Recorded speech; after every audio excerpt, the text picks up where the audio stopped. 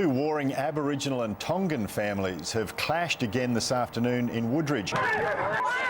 Several streets in Woodridge remain locked down by police. A neighbourhood dispute escalates into a dangerous racial clash. Both sides were armed and agitated. Threats, years of tension exploded. Police move in to break up the violent is brawl. one of the most cultural nationalities in Australia. Potential violence in an already volatile community.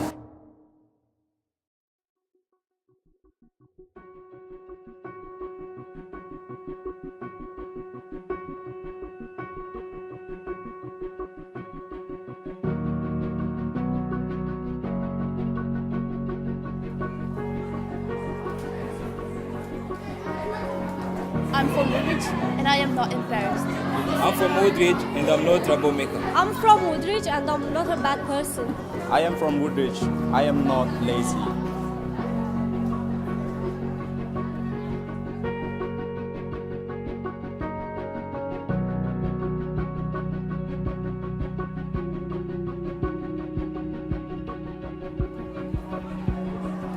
I'm from Woodridge and I'm not frightened. I am from Woodridge and I am not irresponsible. I am from Woodridge, but I'm not ashamed. I am from Woodridge and I'm not disrespectful.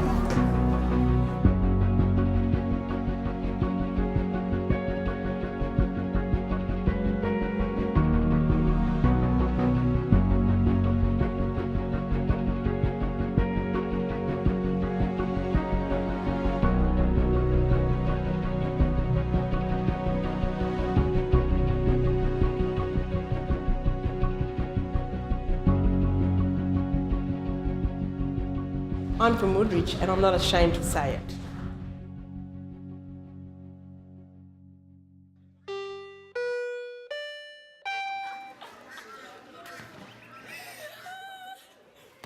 Hi, my name is Bronwyn RC. I am a descendant of the Kamilaroi Nation and the Anaiwan Nation of New South Wales.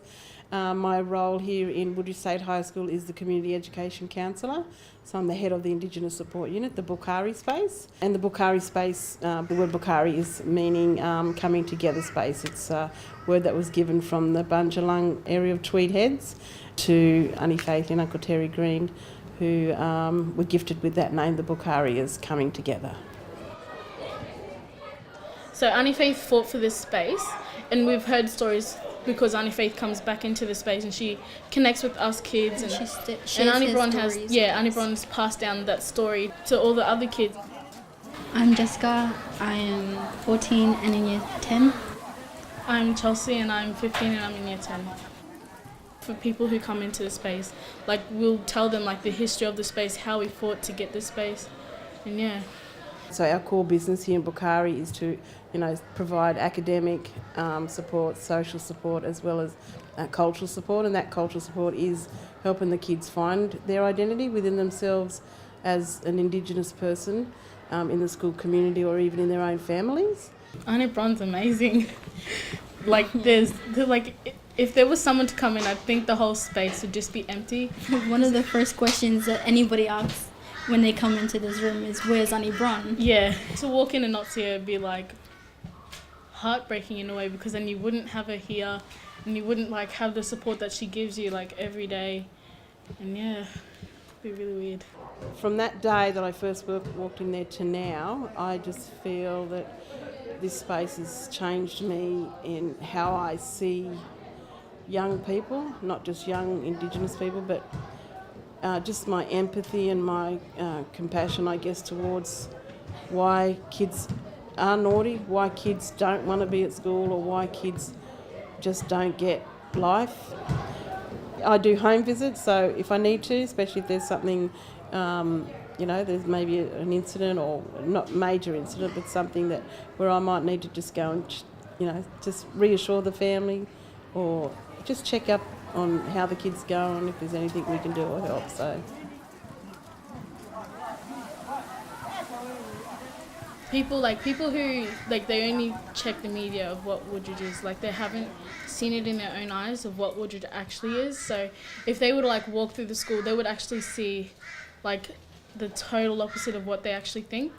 And for them just to not walk in with a negative mind, but an open mind, because if they're focused on something negative, they'll see it more in the school.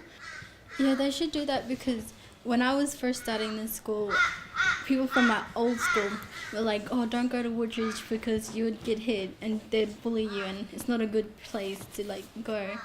And I was kind of scared at first because they were like making me scared because they were like saying all these negative stuff about Woodridge. But once I came here, I realized that they were lying and they don't, because they haven't been here, they haven't lived here, they don't know anything about it.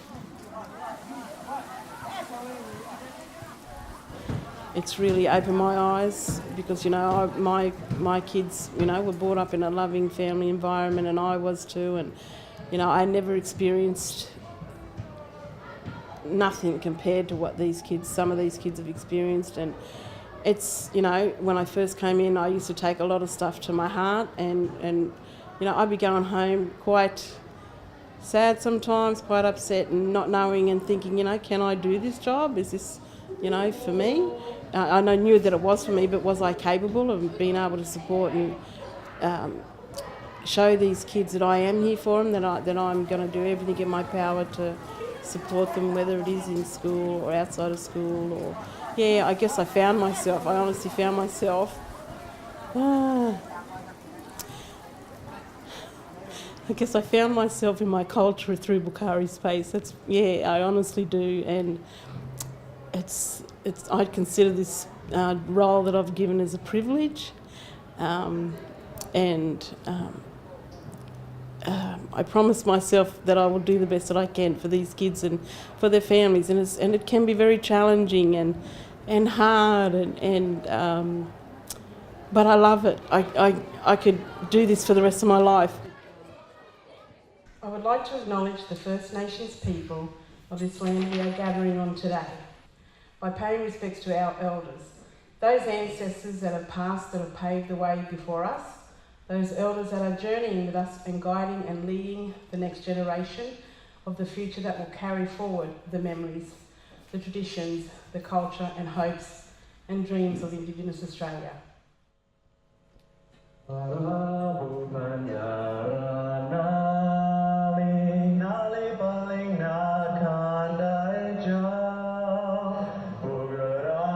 I think family is everything in Indigenous culture.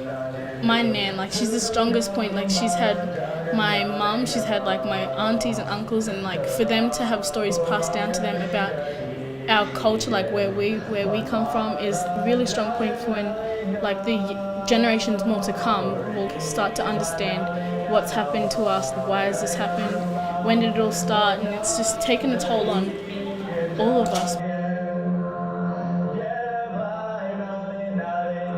I want our generation to like break the cycle and better ourselves and our culture. Once I finish school, I want to come back and visit to see, like, not that it's changed, but like to see this space and see how everyone else is like treating it, like how they're taking advantage of this space, because it is a really good space.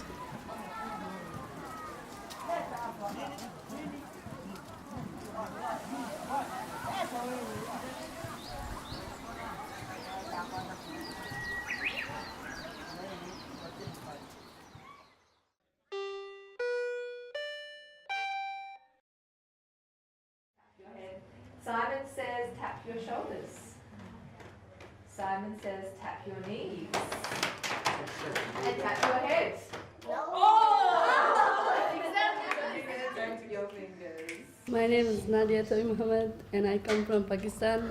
I come with my family too, but it takes 6 years to come. My small brother born, my father died. Then it was lots of problems. No, I was just helping my mom always in my country. It had good people, but there's lots of fighting, killing people, like lots of fires, states killing people. So we was scared, and we had no food to eat, just poor people. The children were not safe. The Intensive English Centre at Woodridge High School is an important place of orientation into the Australian community. One of the major challenges with teaching asylum seekers is that they've had a disjointed educational experience. My name is Amy Sullivan and I'm a teacher in the intensive English school here at Woodridge High School. My main role at the moment is to teach English to newly arrived asylum seeker youth and youth from different countries of the world whose English isn't at a good enough standard to cope in mainstream school. I came here, I was turning 11. I was come here and I was just shy because of people is like not same of my country people.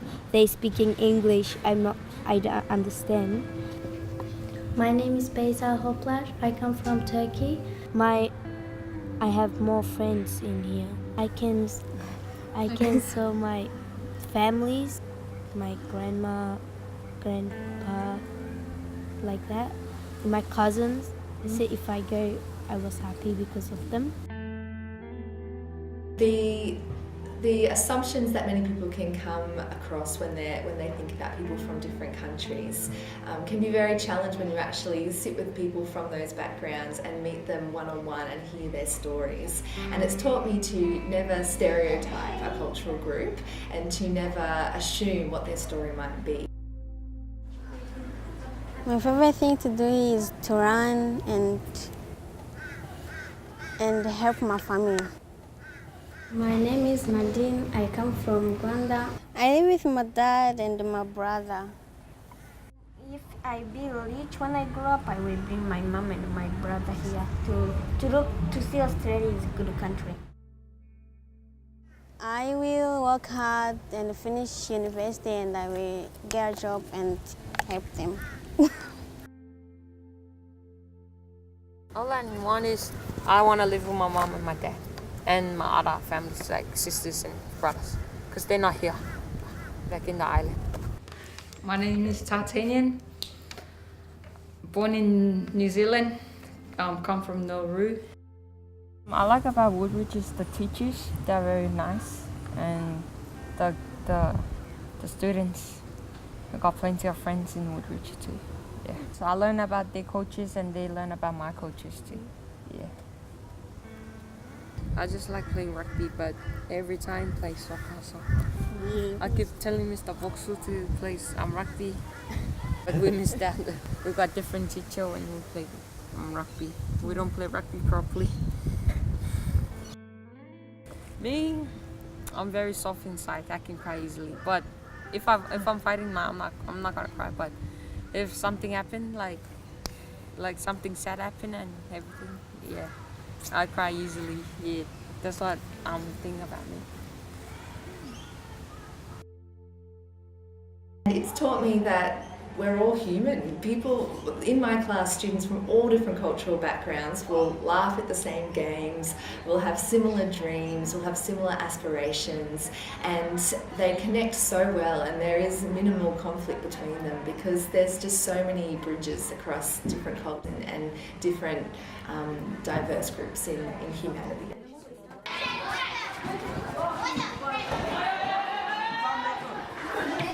Hi, I'm Ahmed. I come from Kenya. I'm 13 years old. I have one brother and one sister. What would you like to do when you grow up? To be a doctor. A doctor? Yeah. Why do you want to be a doctor? Because I can help the people, doctor or a teacher. Because I can teach new students to learn English and to learn about many things in Australia. The law, something is wrong and something is right. And then if I doctor, I can help them to stop the disease getting in their body. Why is Australia your favourite country? Because I live with freedom.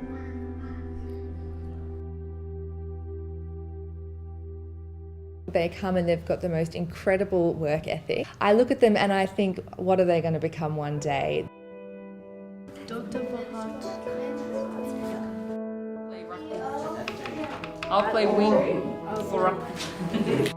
When I grow up, I'm going to be poet, and then I want to buy a house and a car. Now, you spend the when I was kids, I want to be a doctor. are singer and basketball player, football player.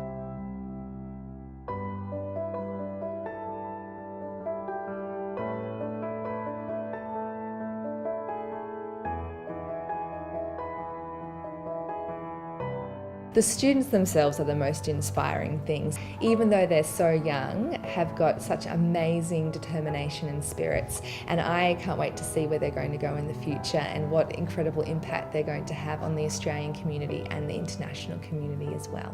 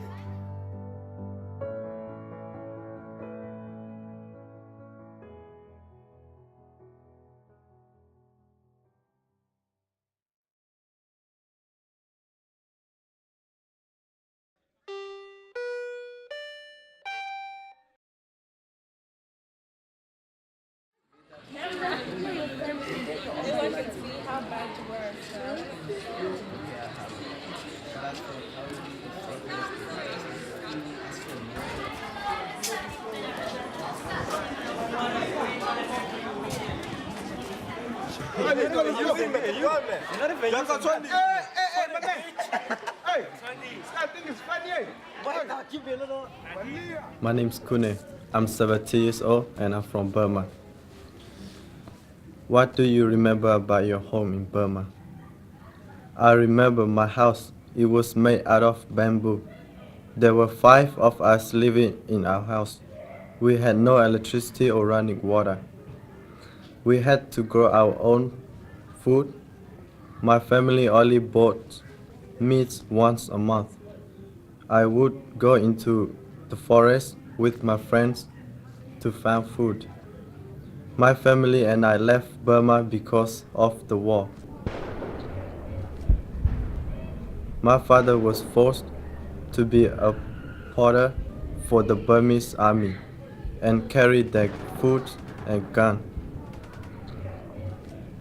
My father decided that we had to go somewhere else to be safe. We took our clothes, including our traditional clothes, and some cooking equipment. My mother gathered up some food, and we all helped carry it through the forest. We couldn't cook hot food because the Burmese soldier would see the smoke and found us. Will you go back home in the future? Why? Yes. However, I would only return if I was assured that there was no possibility of war. I want to go back because I miss my relatives and my friends. When I get a good job here, I will go back and help my people in Burma.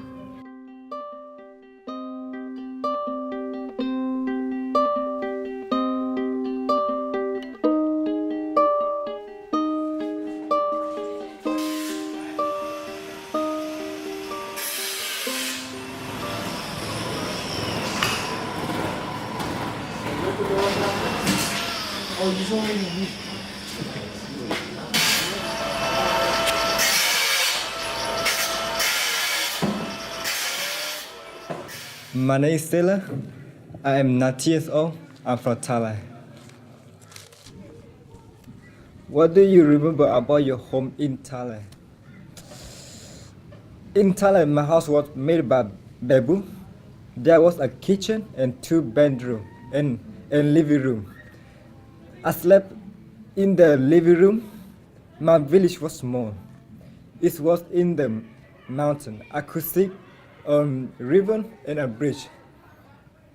Many bamboo huts and great train. My friend and I play a lot of games, but we were always scared of the soldier. What do you leave home? I have no choice. I have no choice to live. I have no choice about leaving Thailand. my mom decided that we should live to have a better life and education in Australia.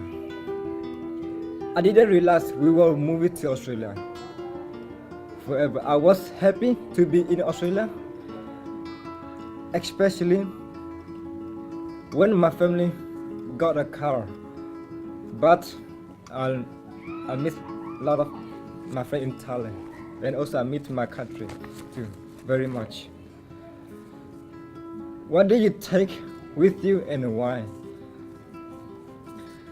I took my culture clothes with me because I didn't want to forget my culture. I also brought a Quran knee fly because I am proud of my culture. Will you go back home in the future? Why? I would love to go back to Mae Hong Son, east west of Thailand, to visit to see if it has changed such I left in 2009.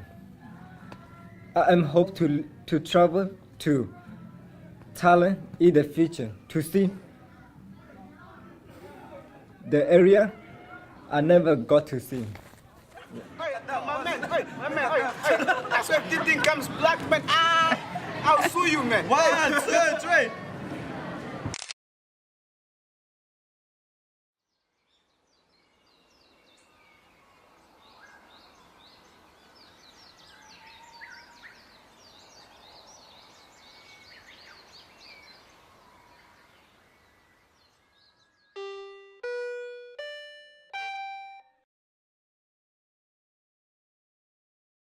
And then I was really scared and also nervous. I was nervous, and because it's a new class, new friends, other thing. Then I just meet him, and he's really funny guy, and we just start our friendship. Oh, 1, 2, 3, 4, 5, 1, 2, 3.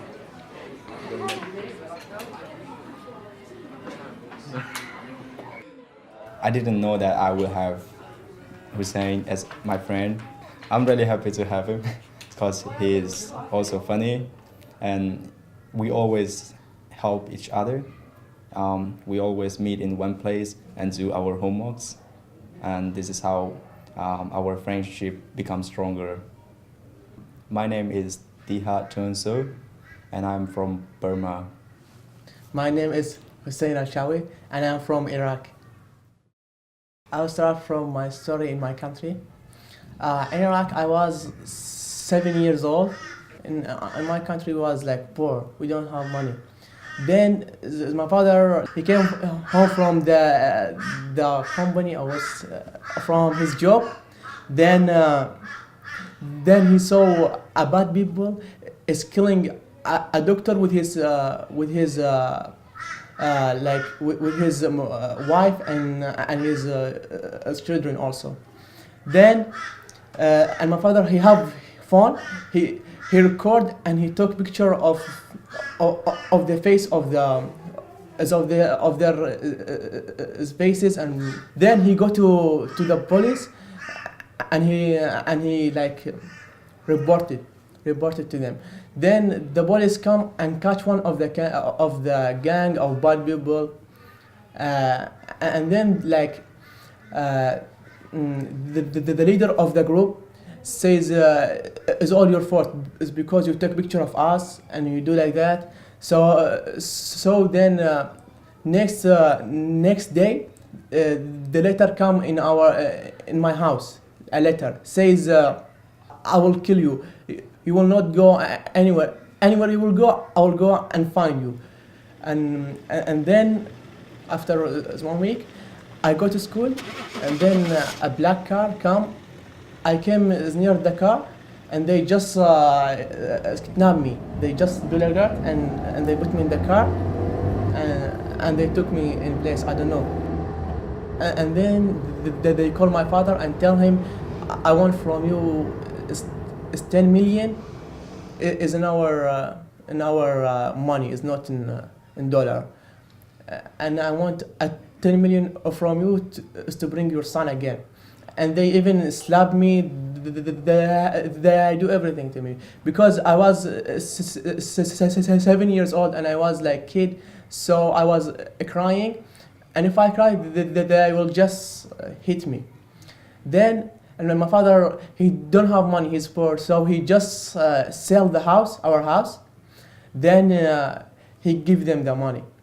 Then my father say, I cannot stay here. If I will stay here, you don't have future, and you will kill. Then we go to Syria. The first 3 years or 4 years, Syria was good country. But then the war started in Syria, and we didn't know what we're gonna do. We cannot go back to our country, and we cannot stay in Syria. Then we go to safe place in Syria, save what's called a city or like that, and we stay there. But like the bad people didn't come to our place, but they just bring what's called like a rocket or other thing. They bring it here and they shoot at us because they cannot come to our city. So they try to bomb. You know, my father go to the UN, and he was really angry. He say, if you're not gonna do like anything to us, if we're gonna stay here, I will just hang myself in the like outside the door of the UN or what's called the company. I will just hang myself, and then they say chill, and we're gonna do, and then they call like someone from Australia, I don't know. Then they say, okay, we're gonna let them come. We stay in Syria for 2 months, and then the visa come, and we came here to Australia. And that's my story.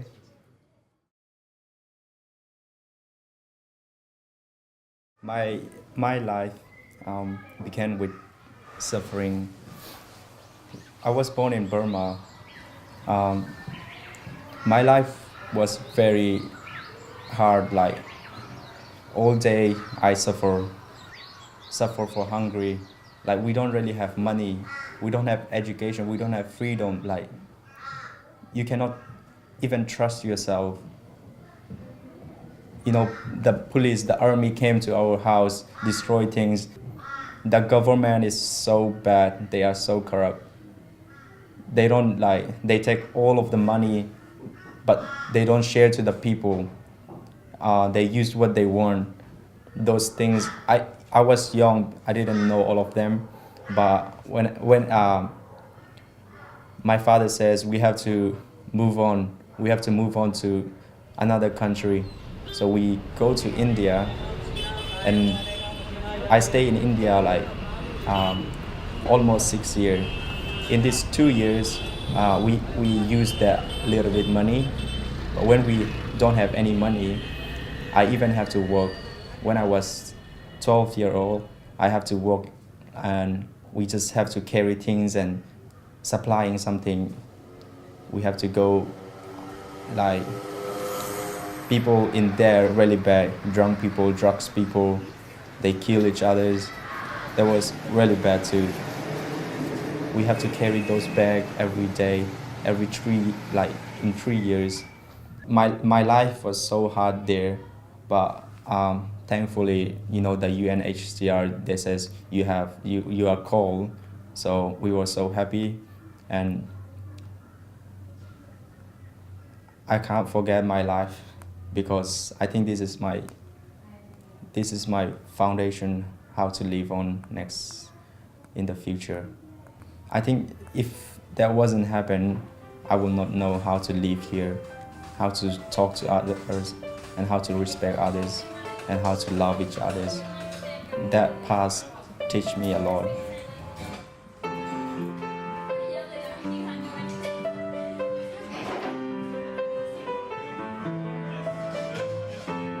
When we came to Australia, everything was changed. Like My life was so happy. I can dream of something bigger. Actually, is the meaning of hope. The meaning of hope is the light is the light inside the darkness. Hope is mean everything. Hope. If you have hope. If you have hope, it means you have everything. You will feel happy. If you don't have hope, you dead. Hope like zero life.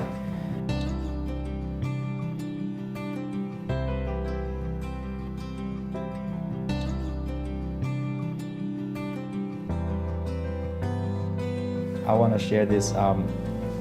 When we go to like excursion, it was on the train. A guy says, "Do you enjoy going this Woodridge State High School?" I say, "Yes, I love it." And he says, "Is it tough?" And I said, "No, it's really good." Why is that? He says, "I think Woodridge is bad." And I was like, "No, Woodridge is good. You just look the appearance. You don't know what is inside, what is making inside. School, it's not depends on the school. It actually depends on the students and the teachers. What makes bad is our behavior. That's all. But what makes it good is also our behaviors." So I told him, and he didn't speak anything at all. He was like, "Okay."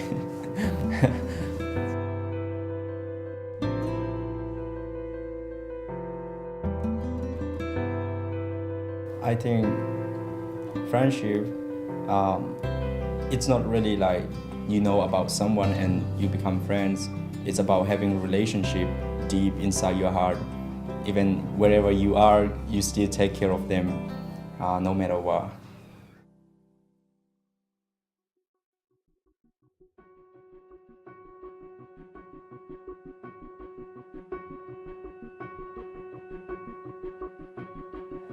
I am from Woodridge and I love living here.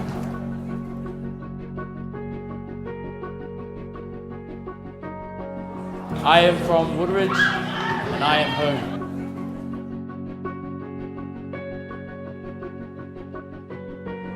I'm from Woodridge. I'm responsible.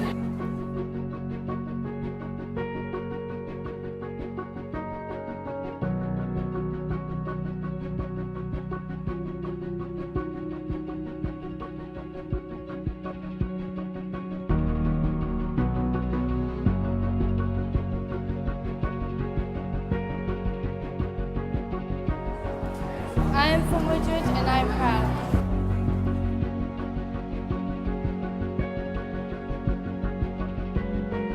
I'm from Woodridge and I am respectful.